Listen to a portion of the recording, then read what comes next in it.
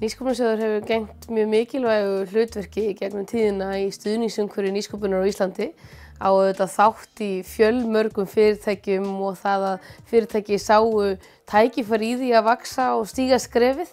Ég myndi segja að Nýsköpunarsjóður atvinnulífsins hafi verið svona ákveðin grunnstoð þegar kemur að stuðningsumhverfinu í mjög langan tíma.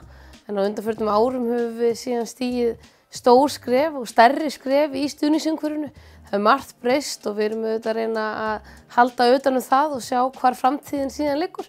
Já, ef við þorum að vera stórhuga, gera breytingar og horfa alltaf til þess að við getum gert ennþá betur, þá held ég að framtíð nýsköpunar sé bjartari á Íslandi en víðast hvar annars staðar. Kæri Nýsköpunarsjóður atvinnulífsins og allt starfsfólk sem hefur komið að sjóðnum undanfarin 25 ár, til hamingju með daginn.